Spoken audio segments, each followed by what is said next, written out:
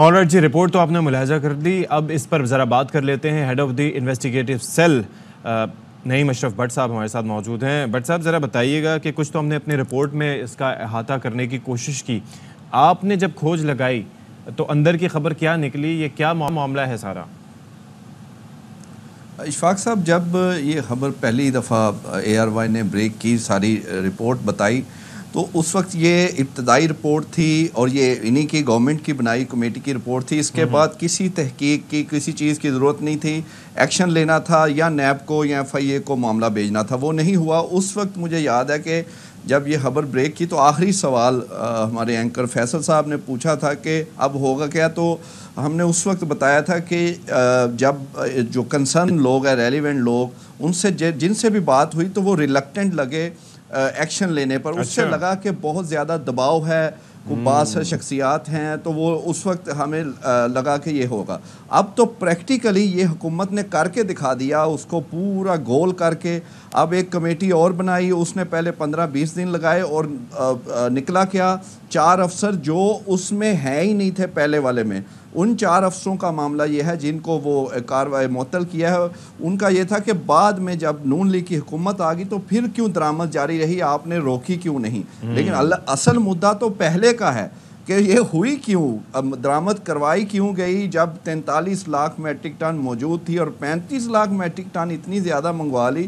وہ جس نے منگوائی، جو سیکٹری تھے فوڈ سیکیورٹی کے، جن کا ذکر بھی اس وقت کے نگراں وزیر کر رہے ہیں، اور پھر جو اوپر کابینہ تھی اس کو ہیڈ ظاہر نگراں وزیر اعظم کر رہے تھے کاکڑ صاحب، پھر وزیر خزانہ اس وقت کے اور جو وزیر کامرس ہیں، یہ سارے جن کی ذمہ داری تھی ای سی سی جنہوں نے منظوری دی. کوئی ذکر نہیں، کسی کو کچھ نہیں کہا گیا، یعنی پوری طرح اس کو کور اپ کر دیا گیا ہے. لیکن یہ اشفاق، یہ آپ کو بتا دوں، یہ اتنا کلیئر اور بڑا سکینڈل ہے کہ یہ دب نہیں سکتا. اس کی مثال یہ ہے کہ اس طرح کے کچھ لوگ جو بڑے ایکٹیو ہیں، جیسے اظہر صدیق ایک بڑا نام ہے وکلاء میں، انہوں نے پورے ثبوتوں کے ساتھ، جس میں اے آر وائی کے یہ انٹرویوز کا ذکر بھی ہے، وہ انہوں نے نیب میں کمپلیٹ باقاعدہ تحریری طور پر کر دیا. وہ ریکارڈ کا حصہ ہے. اگر ادھر نہیں ہوتی تو انہوں نے کہا میں عدالت جاؤں گا. اسی طرح اور بھی بہت ساری کسان تنظیمیں ہیں، ندیم افضل چند وہ ایز اے کاشتکار سیاستدان تو ہیں، انہوں نے بھی کہا ہے. تو یہ ایک دفعہ جب یہ آ جاتی ہے ریٹن میں اور کمپلینٹ، اس کو کبھی نہ کبھی کھلنا ہوتا ہے. اور آپ کو پتہ ہے یہاں پر ہمارے ملک میں اتنی مثالیں ہیں کہ حکومتیں بدلتی ہیں تو وہ پھر کمپلینٹس پرانی نکل آتی ہیں، بلکہ نئی کمپلینٹس بھی آ جاتی ہیں. اس لیے یہ دبنا شبنا کوئی نہیں ہے، جتنا مرضی کر لیں. وقتی طور پہ مسلم لیگ نون نے، لیکن بات وہی ہے نا کہ جسٹس ڈیلیڈ جسٹس ڈینائیڈ، یہ والا چکر ہو جاتا ہے کہ تاخیر اتنی ہو جاتی ہے تو پھر اس میں وہ نہیں رہتی. اس میں ایک چکر مجھے یہ بتائیے گا کہ ایک تو چلیں یہ بعض اوقات کہا جاتا ہے نا کہ جی نیگلیجنس ہے، یہ ہے، پھر اسکیپ گوٹس ڈھونڈی جاتی ہیں. یہ جو معاملہ ہے، یعنی کہ اتنا سٹاک ہونے کے باوجود 43,65,220 میٹرک ٹن، اس کے باوجود 35 لاکھ ٹن سے زائد امپورٹ کی گئی. اس کا ظاہر ہے کہ بینیفیشریز تو ہوں گے نا، کہ جنہوں نے فائدہ اٹھایا ہوگا اس ساری صورتحال سے. ان کا کچھ نام یا کچھ چیزیں سامنے آئی ہیں؟ شفاق صاحب، وہ تو ہم نے پہلے دن ہی سارا کچھ بتا دیا تھا. مثال کے طور پہ جو سیکٹری فوڈ سیکیورٹی تھے جنہوں نے سمری موو کی تھی، وہ اس وقت کیپٹن محمود تھے. پھر جو وزیر خزانہ جو تھی ڈاکٹر شمشاد، وہ تھیں ای سی سی میں جنہوں نے منظوری دی. پھر وزیر کامرس اعجاز گوہر تھے، ان کے سیکٹریز تھے، انہوں نے منظوری دی. پھر وزیر اعظم خود اون بھی کر رہے ہیں کہ انہوں نے منظوری دی جب کیبنٹ کا میٹنگ ہوئی ایز اے ہیڈ. اصل میں یہ آپ سمجھ لیں اشفاق کے جس طرح مسلم لیگ نون کو نگراں حکومت نے، آپ کو پتہ ہی ہے سیاسی بات چلی جاتی ہے کہ کس طرح نوازا گیا. اب وہ پے بیک کر رہی ہے مسلم لیگ نون انہی نگرانوں کو. اب ظاہر ہے وہ، اور جو آپ اسکیپ گوٹ کہہ رہے ہیں ڈھونڈی جاتی، یہاں پر اس لیے وہ نہیں ایک یا دو کو کر سکتے کہ وہ پھر بولنا شروع کر دیں گے. وہ پھر اسکیپ گوٹ جو ہے وہ خاموش نہیں رہے گی، کیونکہ اس میں تو بہت سارے لوگ ہیں، مل کے بانٹ کے کھایا پیا گیا ہے. تو اس لیے اس میں کوئی اسکیپ گوٹ بھی نہیں ہے، پورا دبا دیا ہے. اور نئے جو افسر ہیں جن کا کچھ نکلنا ہی نہیں ہے، وہ مہینے بعد انہوں نے، یہ 2 مہینے بعد اپنی کہیں اور فٹ ہوا ہونا ہے.